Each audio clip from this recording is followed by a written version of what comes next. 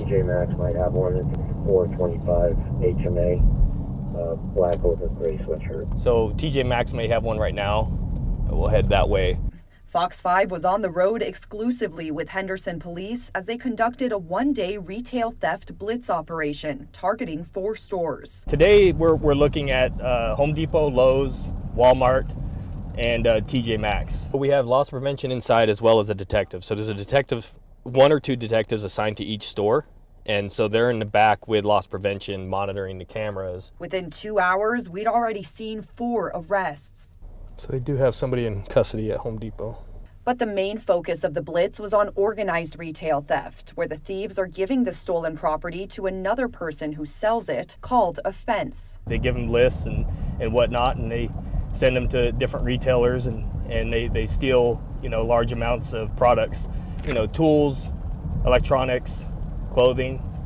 Is huge. Detective James McGahee says a few years ago, an organized group was stealing from Targets throughout Nevada and California and selling those items from a home in the Las Vegas Valley. We did a search warrant and we recovered, I believe it was over $200,000 worth of property. It was 2 truckloads, like semi-truckloads full of property that we took from these houses. As we saw during our ride along, with 3 calls from the same Home Depot in just 2 hours. Our officers were out here with a tow truck arresting a guy, and somebody walked into the store and is stealing right now. Hardware stores with name brand tools are especially at risk for thefts, and these ones can be pricey. The people who are stealing it are usually getting about 30 to 50% of the value when they sell them to these fences.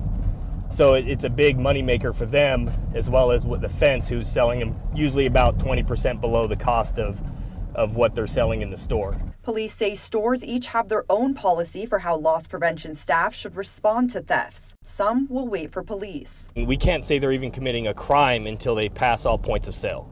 So a theft actually doesn't even occur until they walk out of the store. And although Detective McGahee says most suspects will give up once they make contact, sometimes it can get violent. We've had some in the past. They've had guns, they've had pepper spray. We've actually had a group that was using tasers. Depending on the situation, the value of the stolen items, and criminal history, the suspect will be arrested and either cited or charged. And Detective McGahee says those misdemeanor offenses can add up, quickly becoming a felony. We can total all of those amounts. So say if they do like 5 thefts at $500 a piece, then we have a grand larceny of $2,500, and as well as 5 burglaries. This one-day blitz resulted in 17 arrests, including teens and people with active arrest warrants, and more than $2,000 in stolen property recovered. And Henderson Police already have another retail theft blitz in the works. Control X-ray 2665, we're out with ML Cofer. Shauna Kalafi, Fox 5 News, local Las Vegas.